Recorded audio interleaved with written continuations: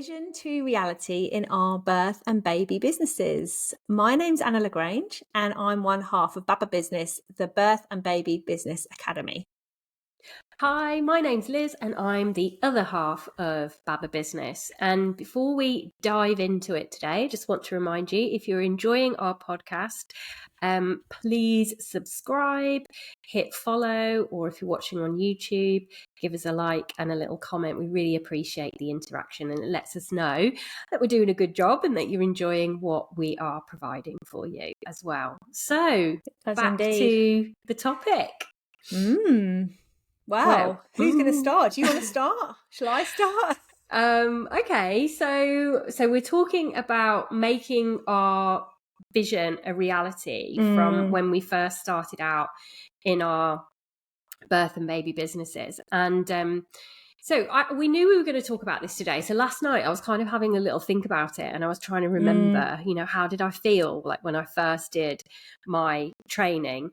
So that's nearly 13 years ago. And I remember I trained because ultimately it was something I was really passionate about. Hypnobirthing was something I'd experienced and I was very passionate about it.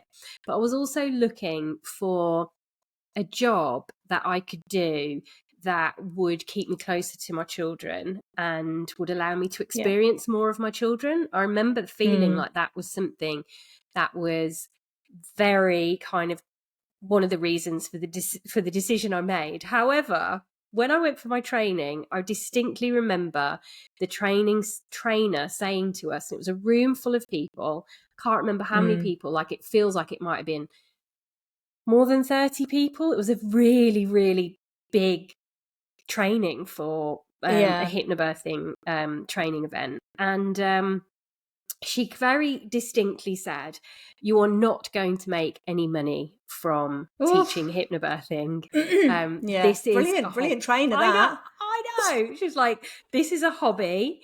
This is something you do for love and for passion.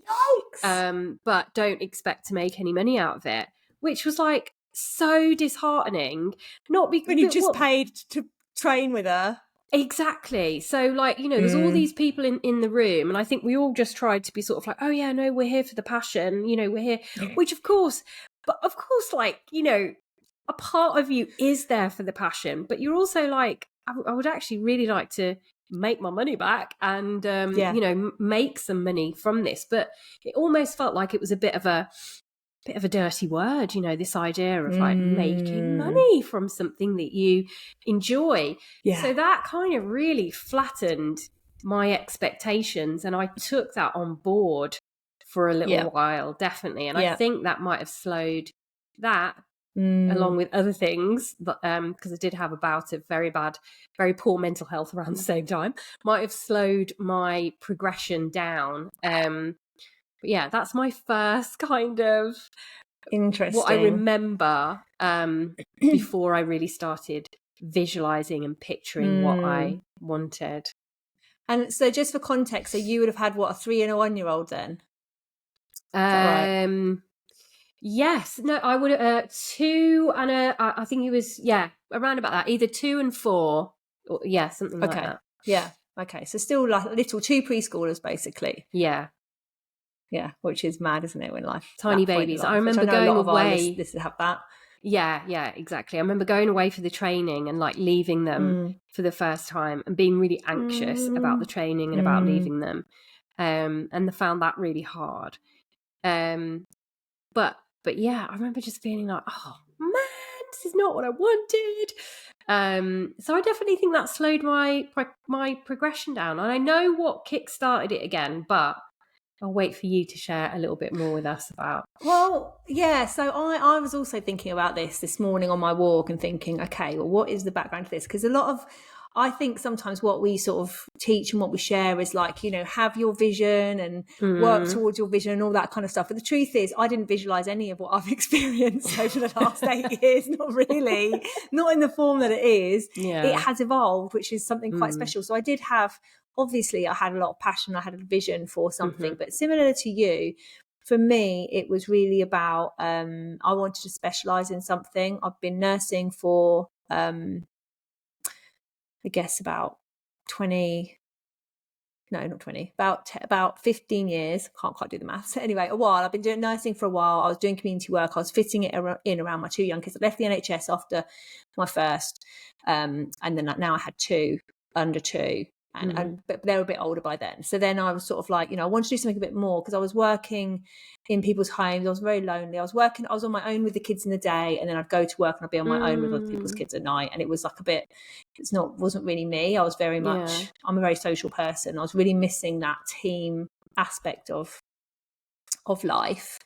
And going back to the NHS wasn't really an option for me because the inflexibility of the hours and stuff didn't work. So as I'd become a breastfeeding kind of supporter, I was like, you know what, I think there might be something in this. And when my third baby came along, I was like, yeah, do you know what, this is definitely something I want to do. And I always actually visualize myself building community. So actually, you know, I did visualize that, and I knew that was something that I really wanted to do. I just imagined it sort of more in my town, you know, maybe having a community space, having been together with the local mums and stuff and providing services that they wanted. So that, I suppose, was my big vision. So I knew community was key, and I knew helping people with breastfeeding and helping them with new babies was key because that's something I'd always done. But beyond that, it definitely took a bit of a turn in a different way. When it comes to money mindset, I mean, a very similar messages to you, really. And I remember a very well-known lactation consultant saying at the beginning, you know, you'll never make money from this. This is very much like you have to do it for the love of it. And at that time, I took that on. I was like, well, do you know what? You know, and I was in quite a privileged position where I did have to contribute to the household, but it wasn't a certain big amount or anything at that time. It was, you know, we were quite comfortable, and I still did have other bits of work that brought in money. So for me, I kind of accepted that it was a bit of a hobby, but that I wanted it to grow. But I guess I wasn't in a rush for it to grow, I suppose, at that point. So I definitely had those same messages filter through to me that you had. That these voices are so loud sometimes in the birth and baby world, which is that, you know, this isn't about making money, this has got to be about, and you know, you see that through healthcare everywhere, in nursing, and in, you know, it's in a lot of the jobs that women do, even teaching and generally thought of as female jobs. You do have that message a lot, and that is a problem, isn't it? And it kind of, it squashes your dreams, doesn't it? I remember feeling like, oh, right, so this isn't going to end up, you know, allowing me to contribute to my household and replace the income that I have from like my job. And I remember feeling like, oh, right, okay. And so I was just doing it for like the love and the passion. But then I quite early on, really, I can't remember, if I'm so rubbish at timescales, whether it was in the first 6 months, 12 months, 2 years, what. But I engaged my first mentor, if you like, who, you know, I still feel really grateful that I sort of came across her. She wasn't in exactly the same field as me, but she was kind of teaching therapists how to run their business. And so I joined her. She did a course, basically, and her course taught me, even though I already knew about visualization because of training to teach hypnobirthing, she taught me about applying visualization to my life and creating the business that I wanted. So that's when I really started dreaming, and I created like a big, I've still got it actually, a big visualization board of different things that I wanted to happen. And I put it up in our ensuite bathroom. We had an ensuite in those days. We don't have one anymore. I put it in the ensuite so I could look at it every single day. And I honestly, I had ticked off so much that was on that board because it was just always there in my periphery, reminding me of what my dreams were and how I wanted to, what I wanted to achieve. And so I think that was really the start of me beginning to dream. But then I don't think I really believed that I could do it until I changed my part-time job, which was like from a very sort of like kind of like very like office, like typical kind of office corporate-y type environment to something more entrepreneurial. So I was working for an entrepreneur, shout out to Nick James at Expert Empires. And I was, when I started working for him, it really opened my eyes to what you can achieve with a small business. And like he's gone on to do like amazing things. He wasn't, you know, as well known when I was working for him, but it was definitely eye opening and helped me to expand my horizon. And I think that makes me think about surrounding yourself with people who have aspirations and dreams similar to yours. Really helps you to see that you can achieve those things as well. Yeah, my next sort of thought process was exactly the same sort of thing. It was having a coach that took me from that place of being like, well, this is a hobby. And I'm and not only that, being all right with it. Where you said, you know, it kind of squashed your dreams. Honestly, I was fine. I was actually all right with it, which is a problem in itself. But I'm really glad that I didn't. And for me, when I started off the Mindful Breastfeeding School, I started it with my friend Ray Dodd, and she was becoming a coach. So shout out to Ray Dodd as well. She was becoming a coach, and her coach. We were so name dropping today, but her coach at the time, I'm just going to say it, was Susie Ashworth. And so I decided I wanted Susie as my coach. That's what I did decide, and it was definitely one of the best decisions I've ever made in business, because I knew that there was this person who worked in the baby world, but also was like a great visionary, and just, I don't know, she just really inspired me. And luckily for me, she was coaching at the time, so she still is now, but what I'm saying is like that was available, and she was also running a business, and I just knew this is the woman whose space I need to be in. It just got me really excited about it. It just got me thinking about, okay, what could be possible in the birth and baby business world? You know, actually, this doesn't have to just be a hobby. You know, maybe I could dream bigger. Maybe this could be something more than just, you know, supporting some families. I'm not there's anything wrong with that, but I don't know, there was this spark that there could be more to it, and actually I could take this in any direction I wanted to. And that's what happened. I started, you know, even before I started coaching with her, just the people I was surrounding myself with, the people I was having conversations with, the opportunities that I was looking for, they just started appearing more. The more I spoke to people, the more I talked about it, the more I thought about, okay, what would I really want? These opportunities came along, including with the Calm Birth School right back in the beginning there. And it shout out to the Calm Birth School. Shout out to the Calm Birth School in Liz Stanford. And it just snowballed from there. You know, that's what happened. And it did feel like, when I think back on it now, and I think how different business is now to then, it did sort of snowball. And people say to me, you know, oh, you've made people who are sort of, a lot of lactation consultants who is sort of doing the stuff that I was thinking I was going to be doing, helping families, running classes, that kind of thing. They'll often say to me, like, you know, what is it? What happened that meant, you know, the Mindful Breastfeeding School exists in its format now? And all I can say is that any spark or idea that I got, I just went with it. And I just followed my heart every single step of the way. And although a lot of decisions I made felt quite scary, I just decided, what have I got to lose? Like, why not? Why can't I create this business that teaches other people to help parents in a different way? Like, why not me? In fact, the message that was coming through to me was more, you have to do this. Like, I don't know how else to explain it. Like, I was really pulled along in lots of ways, especially with writing the book. I didn't enjoy any of the process of writing the Mindful Breastfeeding book. I didn't enjoy it. It wasn't fun for me. I just knew I had to do it. Yeah. And that's sort of what's guided me through all of my business decisions. So I suppose I'd encourage anyone who's feeling a bit, you know, like, oh, you know, I don't know where my business is going, or oh, it's all very well for Anna and Liz. They had these visions, but the truth is I had to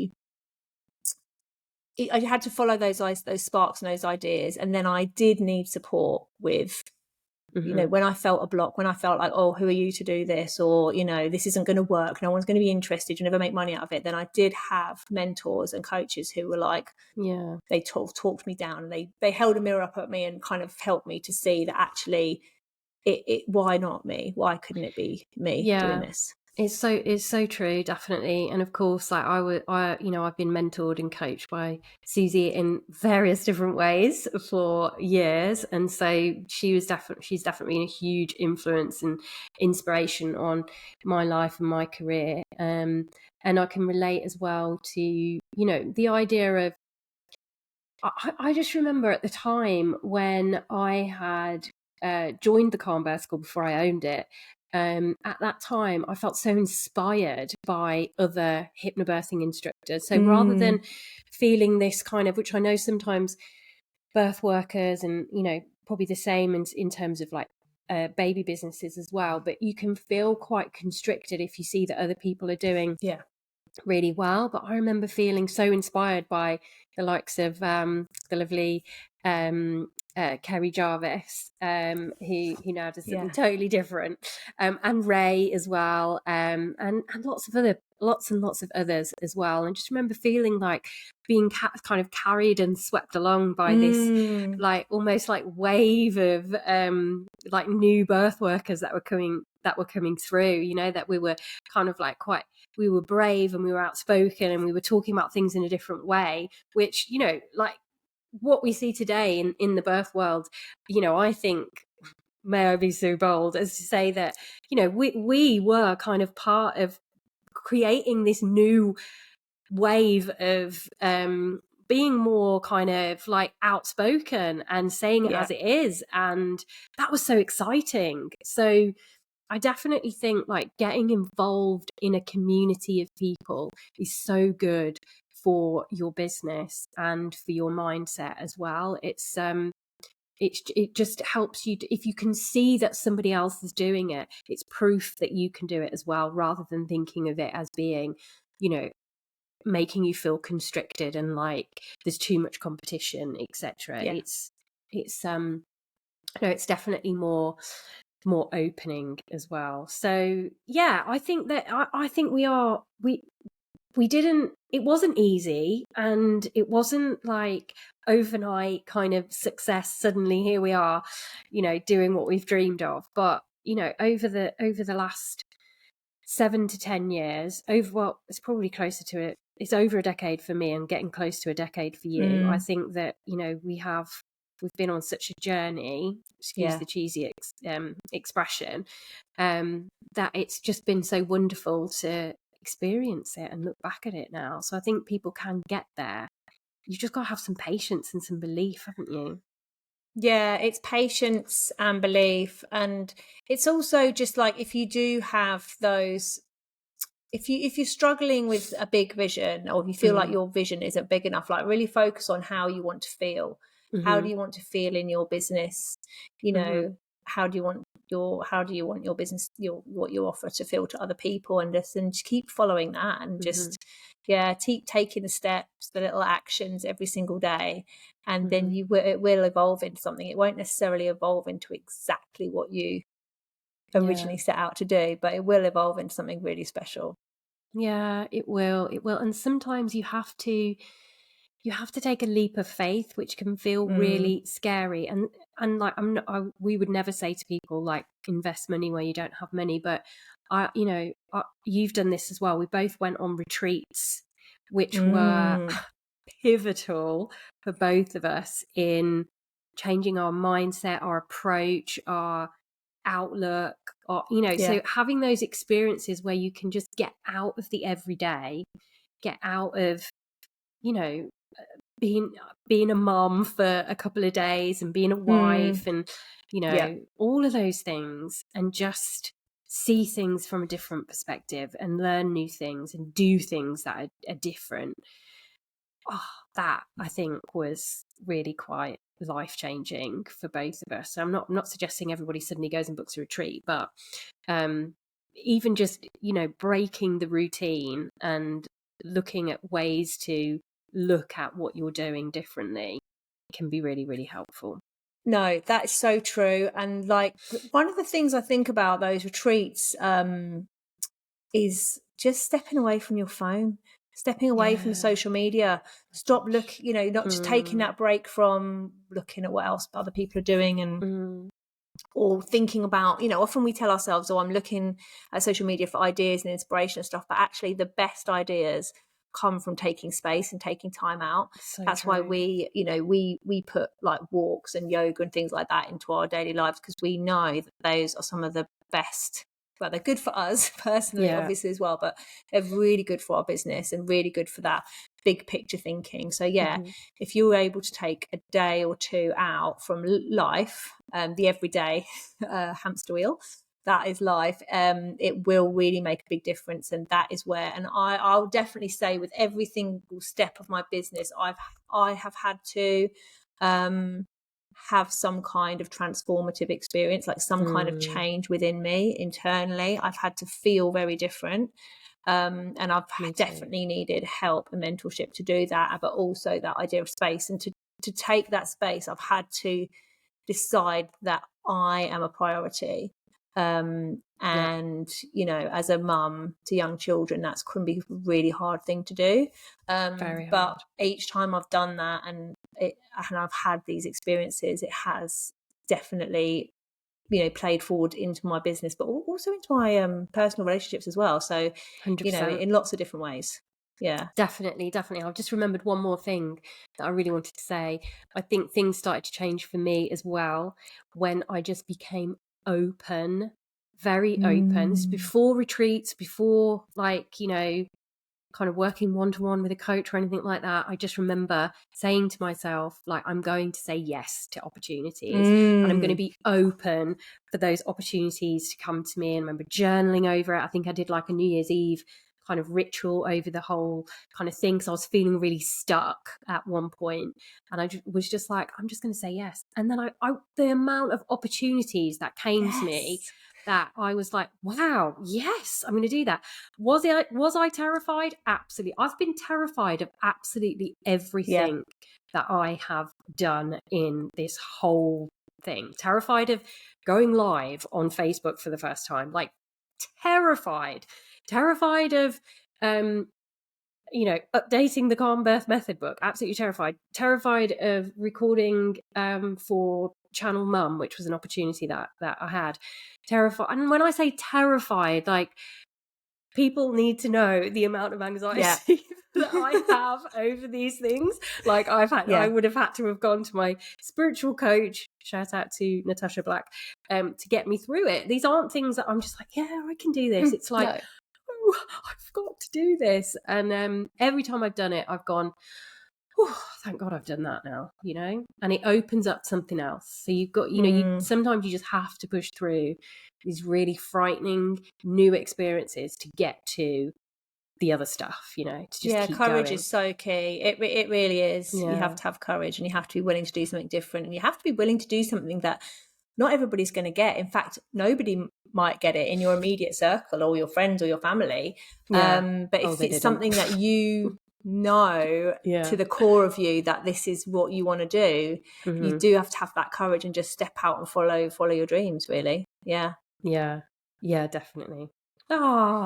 good chat. What a lovely reminiscing episode.